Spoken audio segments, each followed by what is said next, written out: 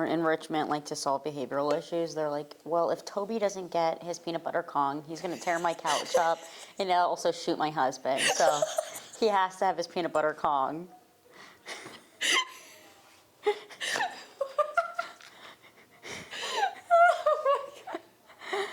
Toby will commit arson today if he doesn't get his marrow bone. It's so funny because it's so accurate. Pilot 1.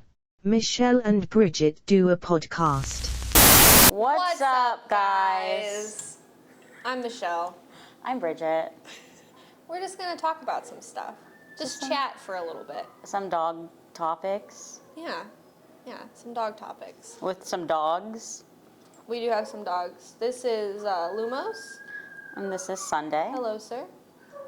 Thanks for joining us. Yes, thank you for joining us. They're going to add some good insight. I'd say that these two of our personal dogs are probably our most difficult dogs. Yes, 100% agree with Sunday. Yeah. He's just difficult because, like, that's just who he is. It's just, like, his vibe. He's like, I was born this way. Yeah, he's like, I can't help it, truly. Sunday's brain is wired for one thing, and one thing only, and that Skunking is around. the snacks. The snacks. Everything's driven by the snacks. Down. So Bridget had a good topic that we're going to discuss a little bit about, and that's when you start to see success in training. Yeah. Specifically, I'd say probably like one-on-ones. Yeah. Like private sessions. Yeah. So it can definitely, as have just transitioned from board and train to one-on-one, I've noticed a lot of changes. Like you were telling me, it's way different, and I was like, it's not going to be that different, and it's way different. So it's just like the traditional success that you see in board and train is like done over the course of a month, and then transitioning like the first hour with somebody, or just successes in an hour, has definitely been a challenge. And I know that I was like, I'm not seeing success, and you're like, it's the first lesson. And I was like, we have to work on something. And you're like, no, you're just gonna kind of build things now. Yes. So setting that expectation of when do we start to see success in one-on-one sessions? Yeah, I think that even from like the training aspect, going back to that, like something that you had to overcome was like your first interactions with a client were like, I need to show them that this works. I need to prove myself. Yeah, and that it worked, the dog is trained, everything's gonna be great, and that's like how you had to like build rapport initially, I think, was through like the results of the success of the training doing board and trains. Whereas with one-on-ones, like the way you build relationships and rapport with clients is just a little bit different because you're not going to see results right away. Yeah, and it's like, I need you to trust me. I know, like, hi, we just met, but I need you to trust me. Yeah, exactly. And truthfully, I do think in comparison, sometimes I feel like with one-on-ones, it might be a little bit easier to get that rapport a little bit more than with board and train because you're with them more and you're with them longer and that kind of thing. Yeah, you're meeting the dog and the person for the first time. And board and train, I'm like, hey, this is my best friend, your dog, that I've been working with the last month, and it already loves me, it trusts me, and then it's like, here's your dog back. Whereas one-on-ones, they're like, ew, who are you? And you have to like gain the trust and the respect of both parties. Yes. And I do think that something that came up the other day with a client of mine that relates to this topic was, I think it was a third session, and one of the main issues with the dog is like anxiety and fear and things like that. And they had kind of asked like, when do we start working on like the fear and the anxiety and what do I need to do with that? And there's really no straight like answer or like specific training exercises that you can do to just specifically address like anxiety and fear. And it's more about taking the skills and the communication that you establish with the dog through obedience training and changing your lifestyle with them and using that to then create and adapt to overcome like the fear and anxiety and start reconditioning at that point. So, and it was kind of perfect because we went on a walk and we encountered a group of kids that were all on bikes, and bikes was like a big issue for the dog. And so we just kind of hung out there and used his training and his obedience to work through and get him a little bit more confident around the kids on the bikes. And so it was ironic that that was a concern of hers, and then we were able to address it right away so she could see it kind of in action. But that sparked the conversation of, in training, you're gonna see big changes happen quickly, initially off the bat. Like your dog is going to walk better pretty quickly. Your dog is going to know basic commands and be able to perform them a lot better pretty quickly. But when it comes to like big overall behavioral changes, those are, you're gonna have to be patient and kind of see those bigger changes happen more in the long run. Yeah, I think like dog training is almost sold to you as like this fairy tale ending where you're gonna get to this point and it's happily ever after and you never have to really do anything. And when people go through it and they're going through the training, they're like, I thought we already went over this. Like, why is my dog acting like this again?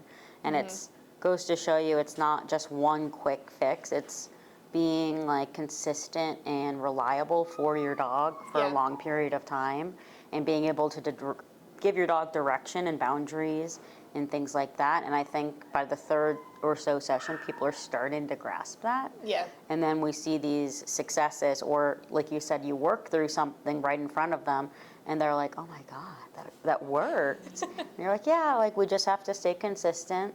Because most owners, like when they see their dog in that state of fear, they're like, we have to stop. Like, I don't want to keep going. Like, my dog is scared. And then you have to realize, like, they're scared because they don't have direction. And we need to provide that direction so they're a little bit more confident and comfortable handling things themselves. And then Luca was like, oh, bikes aren't really that scary anymore. Yeah. And he did really well. Yeah. And I do think there's like, of course, like a balance of, yeah, you don't want to push a dog through something they're fearful of, like to the extreme. Yeah. You know, like you definitely want to do it in like small amounts and in a digestible amount so that you can still keep them, their ability to be focused. You know, if they're completely just in fight or flight mode, like over threshold crazy, there's not so much you can accomplish in that. But obviously, once we're starting to address the fear behaviors and stuff, we have the dogs in a position. No, down. We have the dogs in a position where we know that we can do it successfully in those environments then too. Yeah. Because you put the work in to kind of build the dog and have those foundational elements in it. So when push comes to shove, you at least have something in your tool belt that you didn't first introduce Luca to e-collar the day he was scared of the bikes. You know, that took a couple of sessions to refine to him like what the e-collar meant and like how to react to it. Yeah, exactly.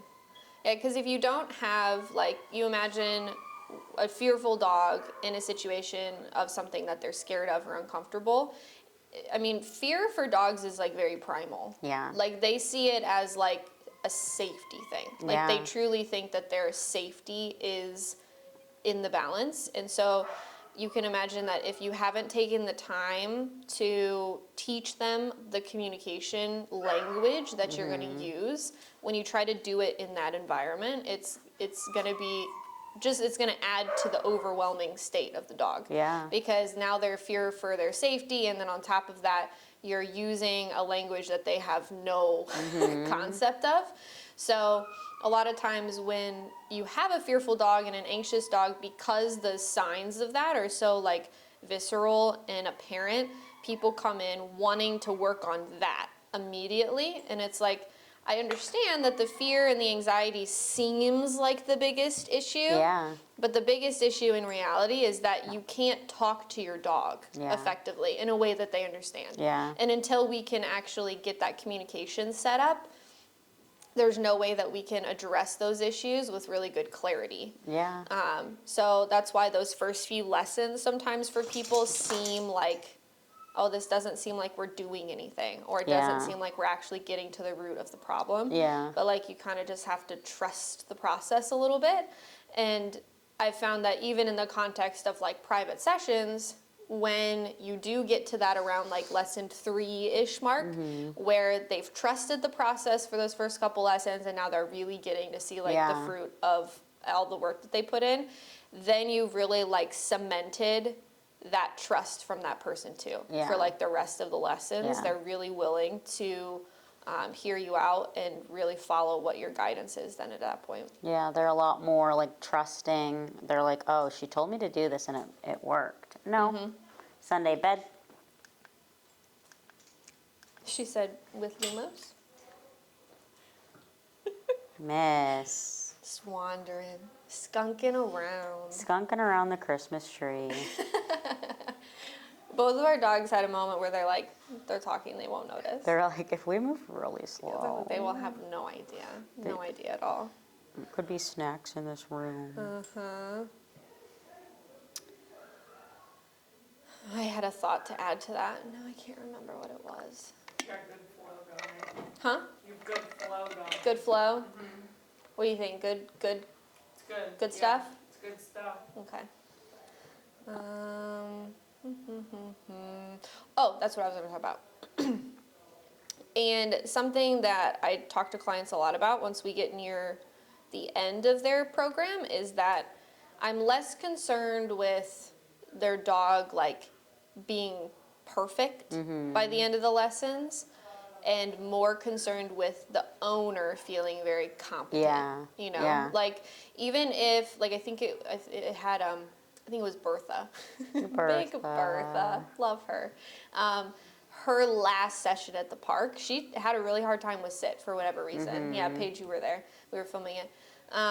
And, you know, you could easily look at that and be like, oh man, it's her last session. Yeah. Like, she's still struggling with sit. Like, how does that happen? I mean, we were all like dumbfounded. Like, why is this happening? There was no reason for it to happen. And they're even like, even at home on our walks, like, she does great with this stuff. But, you know, we could have looked at that and been really defeatist about it and been like, oh, what a terrible way to end our lessons, yada, yada, yada. But in reality, I think it was a really good example of your dog is never going to be perfect. Yeah. There's always going to be days when your dog doesn't do well for whatever reason. I mean, even with our dogs, like, there's days where I'm like, are you even trained? Yeah, Like, exactly. Do you know anything right now? And so it's a living animal, you know? Like, there's days when I wake up and I'm having a terrible day. Yeah. You know? So it's unreasonable to expect our animals to be perfect and on top of it, like, all the time. So I felt like that lesson was actually really good because she knew how to fix it. She knew how to, the owner did. She knew how to work through it. She knew how to get success. And to me, that's more important, is not did the dog do perfect, but more did the owner address everything and feel confident and comfortable in knowing how to fix it and how to work through that stuff when it happens, because that's more realistic. Yeah. You know, it's kind of like with the send home lessons with board and trains. If it goes perfect the whole time, that's not really great. It always did too. Like the dogs would go perfect and the people would be like, this is incredible. Yeah. And they'd go home and be like, Fluffy ripped my husband's heart apart. What do I do now? Yeah. And you'd be like, well, we're going to keep working. Yeah, because if they never get to address the issue and actually know how to fix it and work on it, then they're not going to have the skill set to be able to do that. Yeah, it's like So. very much coaching people how to handle a wide variety of situations with their dogs. So coaching them through when their dog makes a mistake or when things aren't going perfect. And instead of taking them and being like, my dog's terrible, I'm terrible, you're like, let's give you the tools to problem solve a little bit with your dog. Yep. So like you said, they're living beings. They're not perfect. They have bad days. And it's just kind of for us to be able to keep pushing them to be successful and know what to do when we have failures and not be so overcome with like shame because our dogs had a bad day. Yep. Sunday pushing the limits right now. She said, my nose is on the ground, but my paws are on the bed. And especially when you have dogs, like 10 sessions is a good amount of time to work with a dog. That's probably roughly like 2.5 months, 3 months that you're working with a dog. And you can get a ton accomplished and you can see a lot of really good success in that. But when you are dealing with like fear, anxiety, especially those like really like deep-rooted genetic cases where it's like the dog's default setting is probably just always going to be nervous. Yeah. Like you're not really going to change that. You really have to give the clients the skill set to continue everything that we've been doing beyond those 10 weeks, because you're not going to see a massive like come to fruition change with stuff like that just in 10 sessions. Yeah, Like you'll see exactly. big progress and difference, but like not necessarily to the end game result that people want. Yeah.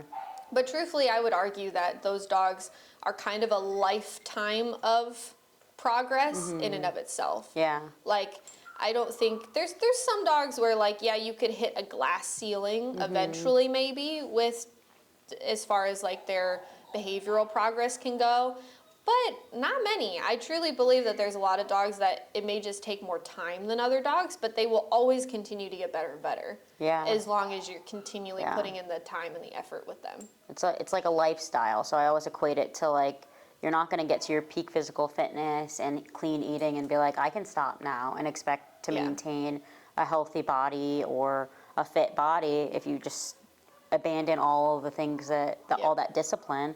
So it's a lifestyle of discipline, which people like are learning to commit to when you first get the dog. Yep. And it's a lot more work than people kind of anticipate, but I'm liking the part of coaching them through, like, how can I solve this on my own? Yeah. How can I long-term know when my dog does this, then I do this? And I help my dog back into training mode or Oh, yeah. success. Oh yeah.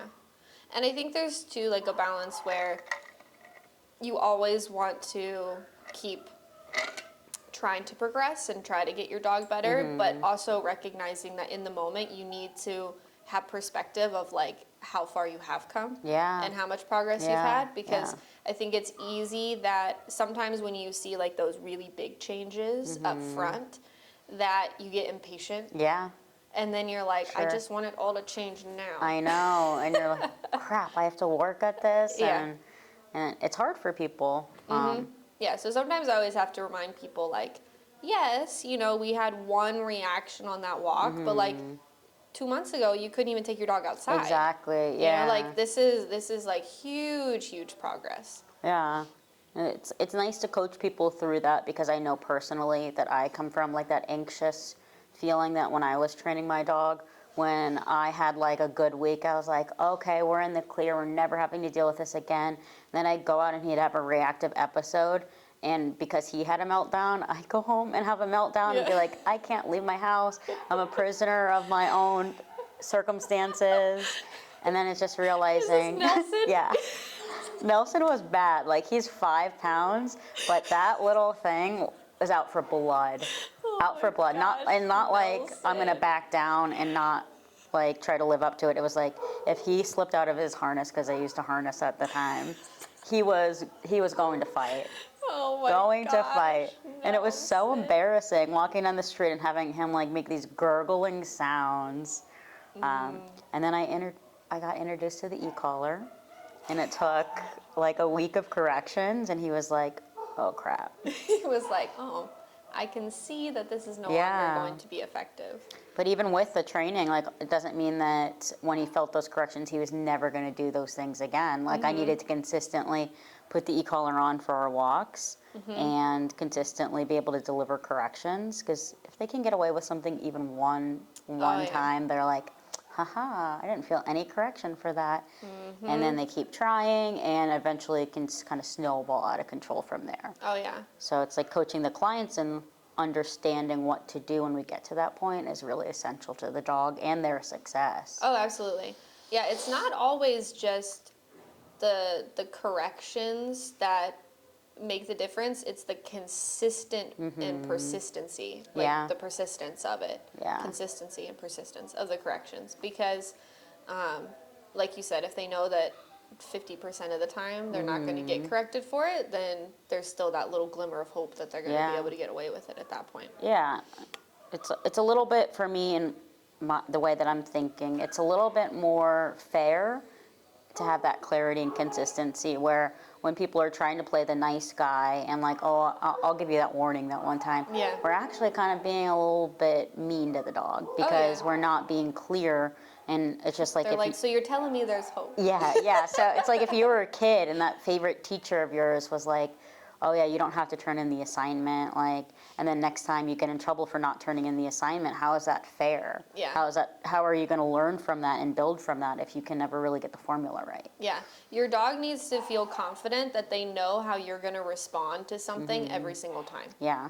Depend on you to respond. Exactly. Like if you respond, I mean, you think of it, I use a lot of like child analogies, and I know that kids are not like dogs and vice versa, but sometimes for people, using analogies with children is easier for them to grasp. But like with a kid, I mean, if a kid like breaks their iPad and one time you scream and yell and you get all mad about it, and then the next time you're like, oh, that's fine, it's no big deal. Yeah, we'll buy you a new one. Yeah, it's like, what? That's just, it's confusing. There's they're performing the same behavior, but the response is inconsistent. Yeah. And that's very unstable. Yeah. And then they don't know what to expect. Exactly. They don't trust you. They don't trust their circumstance. They don't trust the communication. They don't trust any of that. And it just erodes at it in your relationship over time. Yeah. So. A strong relationship, like you had said to me the other day, is being a leader and not being scared to be that leader and step in where you need to be and provide that direction. And I think people sometimes can get hung up with like, again, like not wanting to be the bad guy, but your dog, it's not that you're being the bad guy, it's that you're just providing information. Yeah, your exactly. dog needs that from you. Like with Doppler. Oh, Doppler. Doppler, what a guy. I think we just had our 6th session, yes. And we all know what his first session was like. 40 minutes of attacking me the whole time. Yeah. And each session, other than the second one, because I didn't want to put him under unnecessary stress if I didn't have to, I've handled him and worked with him. And each session, up until this last 6th one, he's tried to bite me at least one time. Yeah. He's done it like once. And so this 6th session, he didn't. And I even touched his ear at one point, mainly because his muzzle was messed up, so I was fixing it. And it was just funny, because when I touched his ear, he went like this. He just scowled at me. But he didn't do anything. Yeah. And so he's a good example of, like, it's just consistent information. Every time you behave in an aggressive, dangerous manner, there's going to be a consequence for that. And though you could say, like, wow, it took you like 6 sessions to be able to handle the dog without him trying to bite you. But it's like, yeah, and now he doesn't anymore. Yeah. because he learned that every time you try to do that, it's not going to get you the result that you're looking for, because he'd done it for so long. And it got away with it. And got away with it. I think when we talk about like, oh, it doesn't matter how old a dog is or how long they've been doing a behavior, when it comes to training, every dog can be trained, and I 100% believe that. But I do think there's a nuance to it where it's like, somebody who's been smoking for 6 months, it's easier to quit than somebody who's been smoking for 20 years. Yeah. You know what I mean? Like, there's just a big difference there because you've been doing the behavior longer and you've been rehearsing it longer. So for a dog like Doppler, who is, exhibiting such intense, aggressive behaviors and didn't really have any feedback on it for a very long time, and then now somebody is giving feedback, it's not going to be solved quickly. Yeah. That's something that is going to be... And going back to the dangerous aspect of it is, yes, like, immediately we did see progress in that his initial reactivity kind of went away. That second lesson, again, you filmed that page, you saw it, like, he wasn't launching himself out the car, he wasn't aggressively, like, barking and lunging at people. And I made sure I talked to the owners. I was like, don't interpret this as, like, he's fine now. Yeah. Because him wanting to use his aggression as a coping mechanism is something that is going to be a part of him for a big chunk of time. Sure. And we still have to make sure that we put all of our management systems in place for safety before we really get comfortable with, like, okay, we've seen big, long-lasting changes in him. But Yeah, with aggression cases, I think it's fair to say too that you'll see huge changes right off the bat, but then there's still that lingering kind Yeah. of underlying thing that you have to make sure you're accounting for as you continue to move forward, or it's gonna maybe literally bite you in the ass Yeah, yeah. if you don't. It can be definitely great to see all that success, and then like people sometimes when they see that success, it's great that people feel happy about that. But there's sometimes people are like, all right, all our problem, we can go to the park now, let him off muzzle and leash, and you're like, hold up, wait a Yeah, minute, yep. like. I love I'm training one of my best friend's dogs right now, and we had a great session last time he was here. And he texted me, he's like, I'm gonna bring him into the office now. And this was after like our first off muzzle social. He's like, he works at a pet insurance company. He's like, I'm gonna bring him to the office. Oh, no. And I'm gonna like let him play with all these dogs. And I was like, Michael, not yet. Nope. I was like, we need to work on this a little bit longer. We need to have some systems in place to communicate with him before we take him into a setting that he's not going to be successful. And then what would that do for my friend emotionally if his dog had a bad reaction at the office? Yep. You know, that would take him down. He'd be like, oh no. Yeah. Yeah. And It would just set everything back. Yeah, it's like trusting the process and going through with it, but like staying humble as well, where it's great to push your dogs to do new things and push them past like fears and things you thought they would ever do, but like in a controlled, very kind of like optimistic, humbly optimistic way. Yes. Yeah. you Well, know? because there's a difference between like the control you have over your dog when everything environmentally is like curated Yeah, and perfect. yeah, exactly. Versus how is your control over your dog when everything goes wrong? Yeah, yeah. That's really what it comes down to. And for the longest time, like even with him, like when I would have him out in public, even though I had good control over my dog, I still had him muzzled because I didn't trust that if the environment wasn't conducive to him being controlled, that I would be able to control him. Yeah. You know what I mean? A kid runs up and tries to touch him on the face or hug him, or, you know, somebody steps on his foot when they're walking by, you know, just like stuff like that. I know that at that point in his training, I don't trust that his response, that he had a high enough threshold to still control himself when everything went wrong. And so he was always in a muzzle. And now at this point, like, I feel very confident that I can take him pretty much anywhere. Like, you saw him even in one of my lessons without asking, someone went up and just started petting him. And in those situations, like, I would never put him in a situation where he was like a very high risk to hurt somebody if I wasn't able to like control them or stop them or, you know, certain things like that. So like in those situations, like I know confidently now that would I ever allow anybody and give them permission to touch him? No.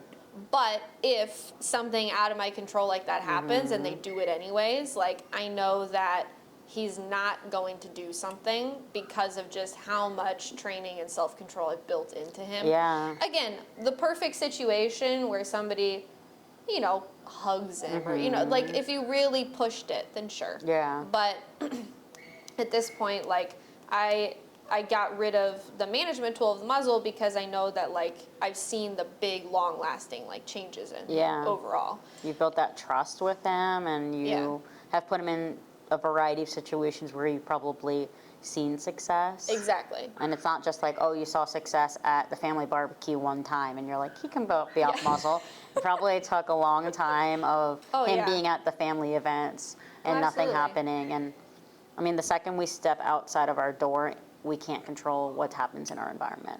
Who's running up, like we can advocate till the cows come home, but there's always that one situation that like we are not prepared for, and it's really understanding and your dog in situations you're not prepared for and how to work around them. Oh yeah, absolutely. And what to do, and despite of everything goes wrong.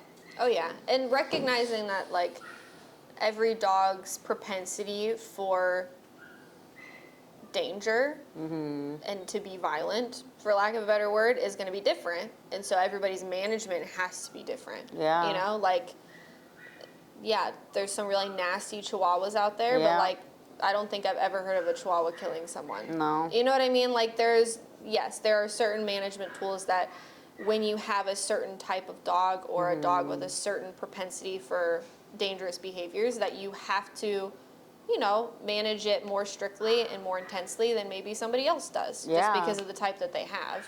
Like Krios. Do you remember him? Yes. Yeah, so Krios did a board and train with us, super aggressive, King Corso. Maybe not aggressive naturally, but like defensive, Yeah. I would say, of his house. So during the course of when he was staying with us, the owner would email me because she was worried. She was just checking in. She said, like, when am I going to be able to have people over and have him off muzzle and out of command? And I said, never. Yeah. Never. It's never going to happen where we're not going to have some form of management when we have a large group of people over and our dog is literally bred to Yeah. back up what they're saying. Oh yeah, for sure. Like we have to accept that if we're going to get certain types of dogs, that we are inevitably going to have to live with certain types of behaviors Yeah. forever. Yeah. Like you expect Sunday to stop digging around and looking for food everywhere, Yeah. or to not have a prey drive, or like we all accept, I think it's interesting that everyone will accept that like a husky should never be off leash because they will run away, or a beagle is just a sniffing dog and their noses are always on the ground, or that a golden retriever will just love to play fetch because they're a retriever, and we are so quick to give like all of these genetic traits to these dogs because Yeah. they're seemingly like cute and harmless. But then the moment you try to talk about genetic aggression within Yeah. dogs They're and like, the "That doesn't propensity for exist." aggression, they're like, no, it's how you raise them. It's all in how you raise them. It's like, You're like, yeah. sure, no, it's not. Yeah, yeah. I just wish that we would be more willing to accept that like some breeds are more prone to being aggressive, and that's okay. Yeah. No, aggression does not equal bad. It doesn't. Yeah. It only, there's nothing shameful about having a dog that can be aggressive. Yeah. It's only shameful if you deny it and you don't do anything about it. And you let incidents happen, or like you refuse to address it, so incidents happen. Exactly. And you're just making things a danger to the public almost at that point. Yeah, it can get very scary. So if a dog looks intimidating, if they have an intimidating look to them, that's on purpose. Yeah. Okay, we didn't genetically curate these breeds to look scary like a Cane Corso and then be like, oh, but they're just so nice. Yeah. Be like, oh, why isn't he a golden retriever energy? And you're like, well, he's a Corso. Yeah, I mean, if they look scary, they're probably supposed to. Yeah. Which means that they have some type of inkling in them to be scary if the situation calls for it. Yeah. So I think that the world of dogs and dog ownership would be drastically improved if we could just simply acknowledge that fact. Yeah. That like dogs have genetic inclinations to do certain things. There's always going to be outliers. Yeah. You know, I've met some very nice Cane Corsos, Yeah. absurdly nice. And I've met some really nasty golden retrievers. Yeah. So it's like, Yeah. there's always outliers, typically due to breeding issues, but that's like a Sure. whole nother discussion. But I think if people just started accepting that, then there would be far less scary accidents that happen with dogs. Yeah. For our next topic, we will be discussing enrichment. It's very trendy Yes. to enrich your dog these days. Yes. Everyone's adding like all the meal toppers, The and lick the squirts of fish mats. oil, Yeah. and the lick mats, the snuffle mats, the Yeah. roll up the towel with your dog's food in it, which obstructions. All I can see when I see the snuffle mats and I see like people using towels and like rolling their food in towels and then tying them up, I'm like, what kind of dog do you have? Because my Yeah. dog would just eat through it. I know. You yeah. just eat through it to get to it. Yeah. Like Yeah. alarming. Be careful what you're using for your Yeah. enrichment because, oh, and maybe this is another weird opinion to have, but like the technique of like throwing food on the ground, which I know you do this with your dogs. I do. Yeah. I don't like my dogs just like eating random shit off the ground. Yeah. Maybe So I that's why feel like Sunday if is the I'm way just she like is. throwing food on the ground and allowing them to eat it, then I'm not going to be able to really set a boundary and distinguish when Yeah. they're not allowed to do it, and then I'd feel bad. Yeah. So Yeah. I think, keeping some of that stuff in mind too, as far as like what your own standards are with your dogs. Because I don't know Yeah. what they are with your dogs. But with my dogs, I don't want them eating stuff Yeah. off of the ground. Mainly because 2 of my dogs like to eat shit and it's gross. But Yeah. looking at you. I call it the chicken game, and I just throw kibble into my backyard and let Sunday just, like, that's how she eats her dinner. See, and I think for a dog like that, I can Yeah. see how that would be like very enriching Sure. and rewarding for her. Because she's like meant to hunt and look for her food, so I'm like, why not just play Yeah. the chicken game right now? I think that's great. Throw a little bit of kibble. Obviously, she's in her down, and then she's released to it where it's not just this like kibble falling on the ground. And she's like, make it rain, kibble, and she's like sticking her tongue out. Like, we have some structure behind it where good. you're not allowed to eat the kibbles. So it's like condensed into like a formal game almost. Yes, Okay, yes. that makes more sense. I feel better about that then, rather than just like floop, like willy nilly stuff going Do you like everywhere. the chicken game? Her favorite is the chicken game in the snow. Oh yeah. That is just our favorite thing in the world. You need to do barn hunt with her. I know I need to do I barn really wanna hunt. see I her really do want barn to hunt. do that. I think enrichment that I'm all for is dog sports. Yeah. I think there's whatever your dog likes to do, there's probably a sport that you can do with that Physically behavior. active rather than caloric. Like, let me Yeah. shove peanut butter or cream cheese in your face, and Yeah. I can work on my computer for an hour because you're busy with something. Yep. And like, I think that maybe even a dog sport that you don't expect, like try everything. Try all the things. See what your dog really likes. Like, you wouldn't look at my Chihuahua and be like, oh, he'd really love weight pull. Yeah. But like, he loves it.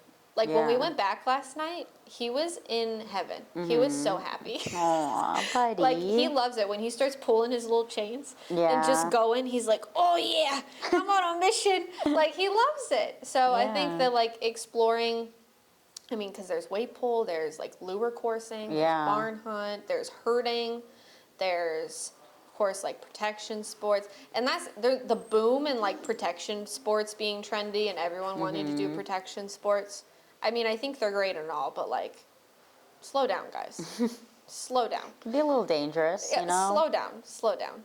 I think also just like oh, if you have that dog and you don't do protection sports, Yeah. like the hoity-toity mentality. Sure. Of it. But the danger, I think, in over-enriching your dog is that you don't teach them how to just be Yeah. You're existing. constantly stimulating them, and they're constantly looking for something to do because that's the dog we've created. And there's nothing wrong with enrichment, like providing it from time to time, and if your Yeah. dog enjoys it. I understand that people have really busy lives, and providing that enrichment feels good to them. They're like, okay, my dog is busy, but it's like you said, it's an iPad kid, where we're creating the need for them to always have their brain on and working, rather than, I love enrichment and I still do it with my dogs, but I need my dog to be like this sometimes. Yep. Where we just need to relax right now. Oh, You're yeah. not getting anything, you're not getting kibble, we're not searching. You need to learn how to sleep. Just relax. And that's something that you should start, like if you're getting a puppy, that's the most ideal, you need to start that immediately, like as a puppy. There needs to be specific time in your day where it's about doing nothing Yeah. with the dog. Yeah. Like I typically, like when I'm raising a puppy, my default is that the dog is in the crate. Yeah. That's like my default. And if Yeah. they're not in the crate, then I need to have a good reason for them to not be in the crate. To me, good reasons are like pottying, eating, training, walking. And then another one that I really make a big effort to do is just like purposeful, like just coexisting. Yeah. And generally, that's not cuddling.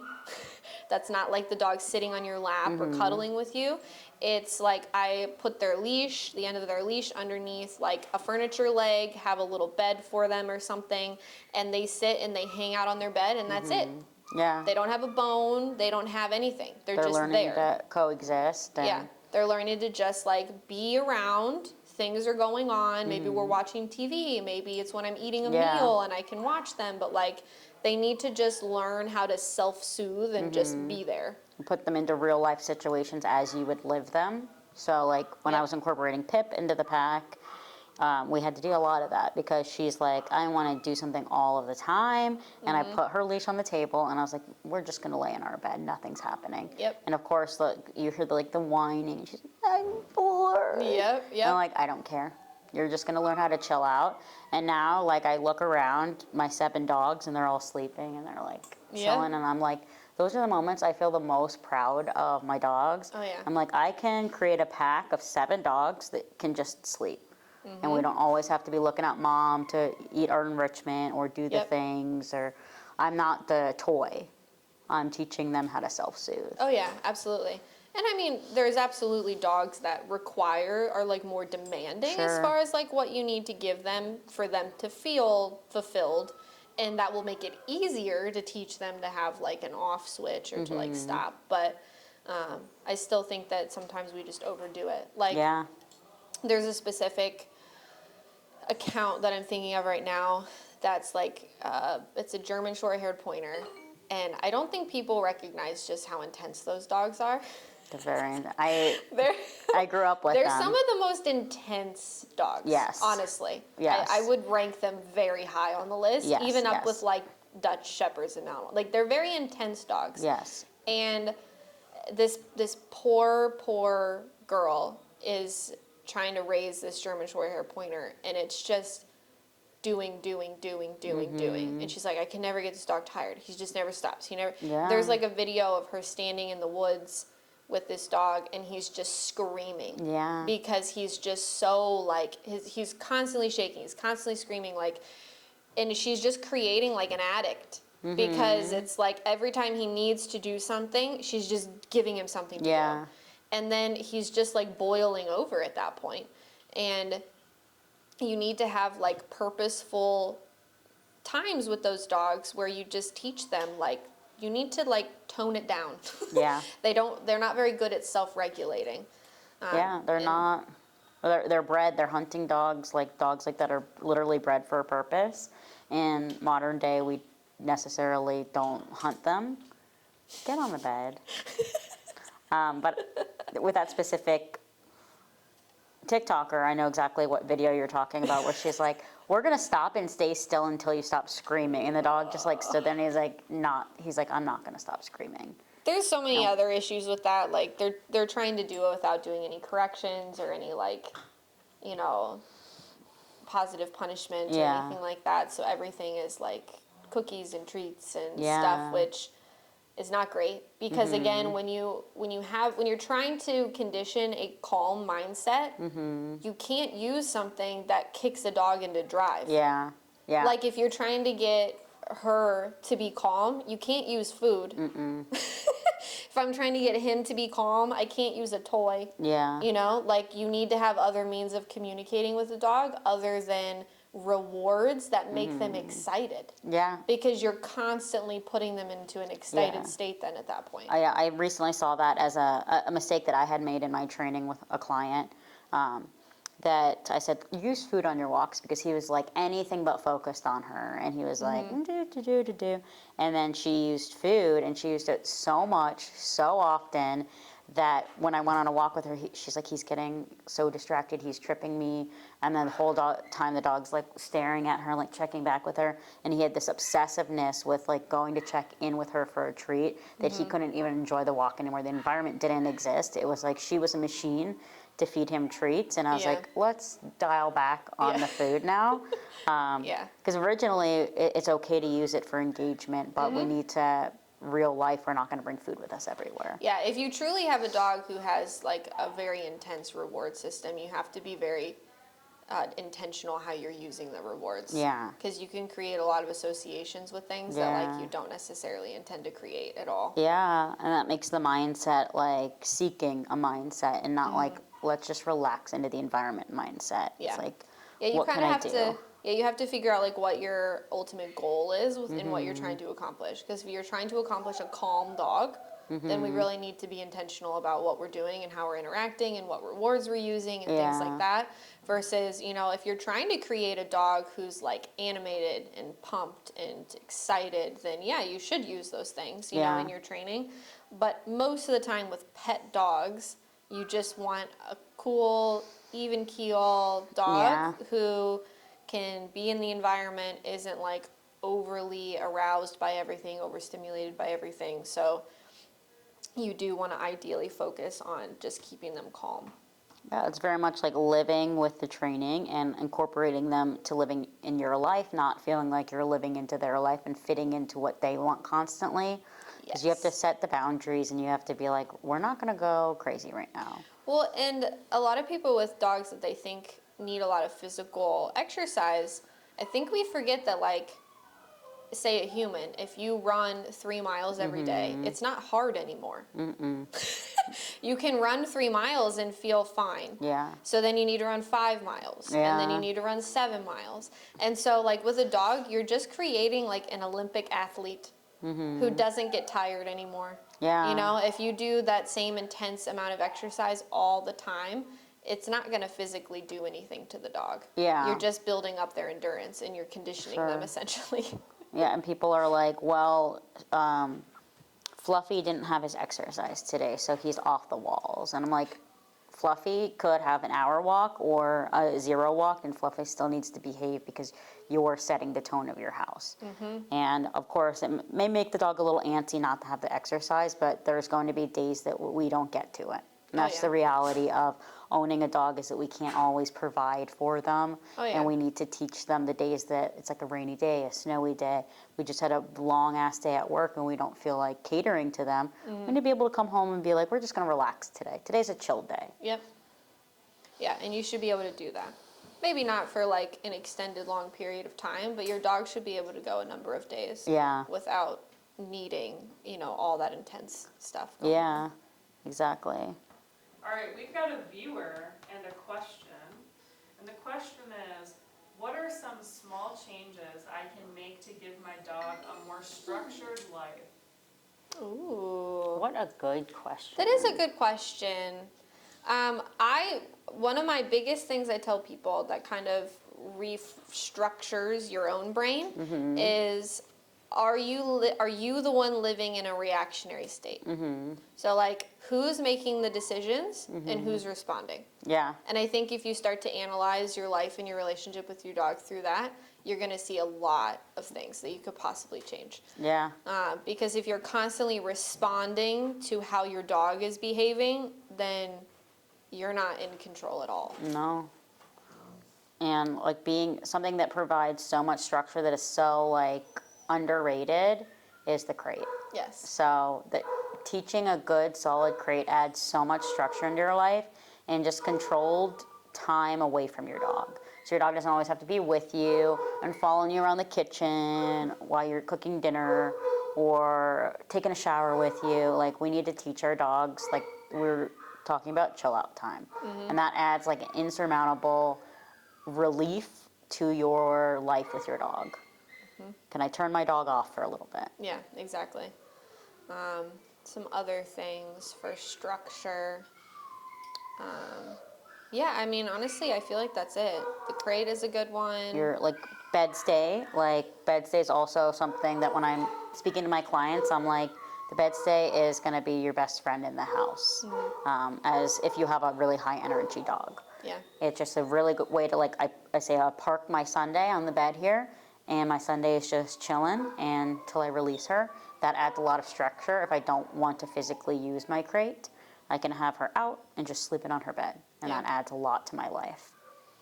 I think being consistent about what behaviors you don't want to allow and correcting for those. Yeah. Even if you do no obedience training with your dog, if you just correct for behaviors you don't want, you can see a miraculous change. Yeah. Like an insane amount of change. So that's something I would do. Like when I'm living in like a normal state with my dog, like just living at home, I don't want to have to use a lot of obedience. I shouldn't need to use a lot of like, obedience. Yeah, for long-term management. Yeah, I shouldn't have to. And the way you get away with that is by just creating an environment where the dog very clearly knows what it is not supposed to do, and then it has freedom to do whatever it wants everywhere else. Right? It's like setting the I laws in the can't jump house. up on the windows and bark. I can't jump up on the counters. I can't maybe get on the furniture, whatever your rules are. I can't. But beyond that, look at all of this freedom I have to do all the other things I want to do. Yeah. I can go lay over here, I can go chew on that bone, I can go in the backyard and run around, I can do all of these things, but those I know are off limits. Yeah. And I think just making that very clear for a dog can be incredible. Yeah. Most of the times that I'm using obedience, it's because like I'm out doing an activity with them. Like I'm taking them somewhere, maybe people are coming over and so I want to use a bed stay or something. Yeah. But even in that case, when I have people come over, and I tell clients too that a bed stay should never be a Band-Aid Yeah. to keep your dog from doing something that they shouldn't do. Yeah. You know, your dog, if it's friendly, of course, if your dog has people, if you have people come over, your dog shouldn't need to be on a bed stay so that they don't jump on them. Yeah. They should know that they just shouldn't jump on them as well. Yeah, the bed stays more so management when guests are over, as far as like your dog just learning to chill out. And Exactly. again, not a Band-Aid. We'd want to address jumping and excited behaviors completely on their own. But the bed stay can be great if you're like, I don't want the dog up in my business. I don't want my Yeah. guests to feel like they have to constantly pet my dog. Exactly. To me, like the bare minimum that every human should do with a dog is at least create very clear expectations of what behaviors are not okay. That's the bare minimum. If you don't want to obedience train your dog, that's your own prerogative, but to me that limits their world. They can't go places effectively with you. They can't, you know, all that stuff. But at the very least, they should know I don't jump on people, I don't get on counters, I don't, you know, all of those basic kind of good household manners.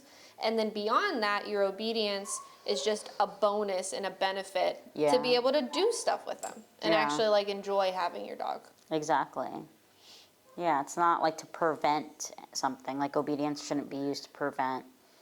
Obedience doesn't prevent aggression. Yeah. It doesn't prevent anxiety. It doesn't prevent obedience on its own. I want to be clear about this. Obedience training on its own does not prevent behavioral issues. I really don't think it does. It's how you use your communication and your obedience with your dog that is going to prevent those issues from happening. I mean, how many clients do we get that the dog is impeccably obedience trained and it's aggressive? Or it's anxious, still leash reactive, or any of those things. Because just knowing those certain skills doesn't mean that their mindset and their behaviors are actually changed. So when you're raising a young dog, adding in the structure and using the obedience and your communication to curate their life in a way that you are creating a very balanced, controlled, calm dog that knows what the expectations are, is what's going to prevent the issues moving forward.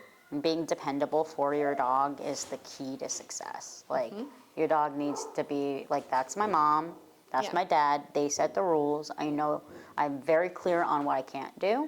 Doesn't mean I'm not ever going to try it again, but my mom and dad are there to kind of be like, no. Yeah, exactly. And then you get a more calm dog that's not having all these options, like, oh, I can go pace, and then I can go bark out the window, and then maybe I'll chew the couch later. It's like, those are not options for me anymore. I'm going to go lay down and quietly sit in the corner and chew my bone. I hope you guys enjoyed spending some time with us. Remember to smash that like button and say hello to us. Thanks, guys, for joining us today on this episode. Now go train your